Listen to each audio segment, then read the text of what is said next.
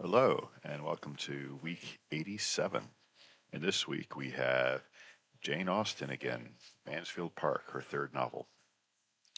This novel gets a lot of flack because the main character, Fanny Price, is a bit of a stick in the mud. She is very prudish, very religious, definitely not the witty Elizabeth Bennet of Pride and Prejudice. She is quiet, she's demure. Um, she's the kind of character who one would suspect doesn't appreciate wit very well. There's a famous bit of this book where the characters in the novel put on some amateur theatrics at home. And the play they choose is something called The Lover's Vows, which has a lot of impassioned dialogue between the characters. I think it's written by Maria Edgeworth, one of her contemporaries, the Lover's Vows play. And Fanny Price has a real problem with this uh, play and very and real problems with them putting on amateur theatrics to begin with.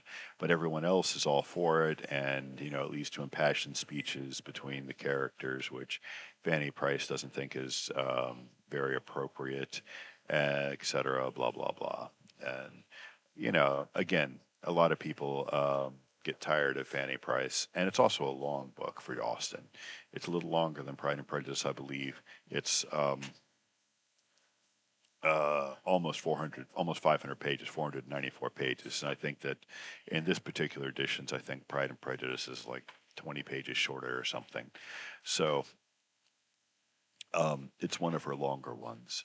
And like I said, people get tired of her. So what's it about? Well, it begins, as Austen often does, with a commentary about place of women in society through plot. And what I mean by that is we have three sisters who wind up with three different kinds of marriages. And one of them winds up as Mrs. Price, who lives in Portsmouth and um, married a working class man, Mr. Price. Then there is the upper class Bertrams, and that is Miss Bertram, who is at Mansfield Park. And then there is Miss Norris, who married a preacher who has passed away. Or so that's the three sisters. And so they're the differing um, fortunes of their lives based on their marriage choice. Now, Miss Norris did not have any children, so she's become the widowed aunt who is a busybody and gets involved in everybody's business.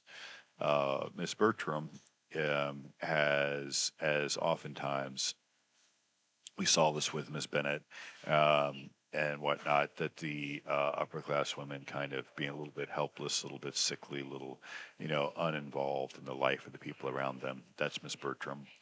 And then we have Fanny Price, whose mother is overworked and just doing all kind of domestic stuff.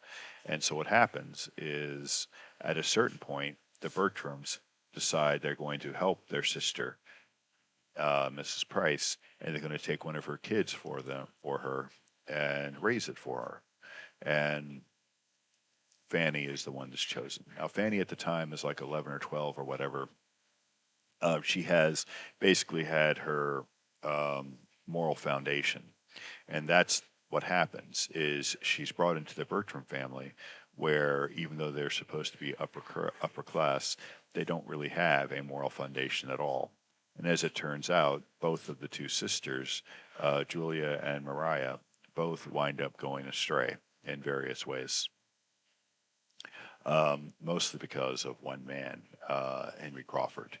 Um, so Henry Crawford is, I forget how they're related. I think Mrs. Grant, I think, is uh, the sister of maybe Mr. Bertram or something. Anyway, there's a family connection there. Mrs. Grant and Mrs. Grant um, relatives are on her, non-related to the Bertram side, are the Crawfords, which are Henry and Mary Crawford. And they come in and they are friends with Edmund and Thomas Bertram, the two brothers, and also somewhat friends with the sisters. But Mary becomes a particular friend of Fanny. Now, this has led some critics to overread, in my opinion, some lesbian desire there. Now, I mean, I don't want to, you know, um tell somebody how they should read or not read a novel in this way, but I don't see it. If someone who believes in that kind of reading wants to respond and let me know what signs they see of that, I would like to see that.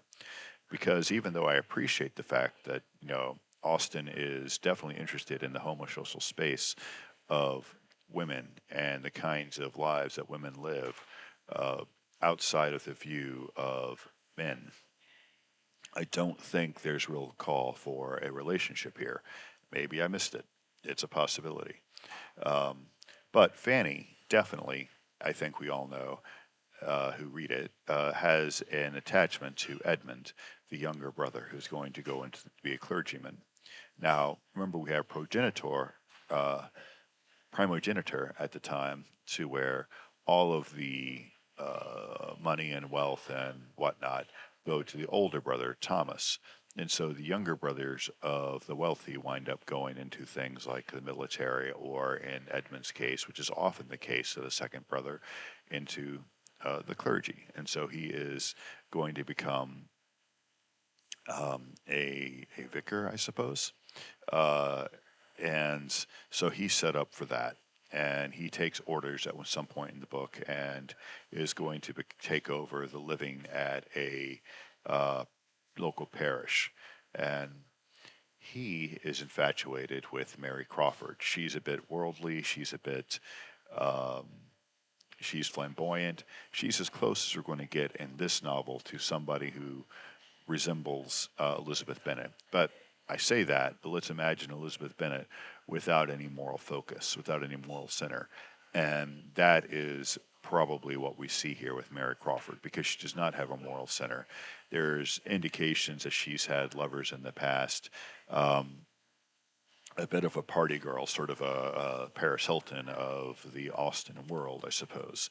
And she takes Fanny under her wing as a friend because Fanny is nice and demure and they get along and they have a particular friendship. And unbeknownst to Mary, or at least not acknowledged by Mary, they both have an interest in Edmund. And Mary, is trying to hook Fanny up with her brother Henry Crawford, who the party boy. She has no interest in him. He is attractive and he has his qualities, but his lack of moral certainty, his lack of a moral core, bothers her. And so eventually, at some point, Henry decides he's going to try to hit on her, and he tries and he proposes marriage, and she turns him down. And so Mr. Bertram sends her to go back to live with her parents to see what her life is going to be like without the money of Crawford. But she doesn't budge. She still just morally can't accept this guy. And of course, at the end, she gets Edmund. I mean, we know that's going to happen at some point because it's going to be a fantasy at some point of, the romantic fantasy of getting the guy and, this kind of thing. What's really interesting about this novel is that behind the scenes, we get a lot more commentary about class and race than we do anywhere else in Austen. Uh, Bertram's wealth is based on a plantation in Antigua, and a large part of the novel, he goes to Antigua to take care of business there. And this is directly related to, at the time, the slave trade. And we don't get a whole lot of straightforward moral condemnation or anything, but we do get it coming up in conversation. And Mary not Mary, Fanny is very interested in that topic where the others are not as interested, which shows their kind of moral decrepitude, that she's concerned about the morality of slavery as it appears and where the wealth comes from. The rest of the family just is interested in spending the wealth. And also, while Mr. Bertram is away taking care of business in Antigua, he sends his son Thomas, who'd gone with him, he sends him back. And Thomas is the one who starts to instigate having this play happen. And there are two men involved in the play. One is Mr. Rushworth, who becomes engaged to Julia, and the other is names I've forgotten.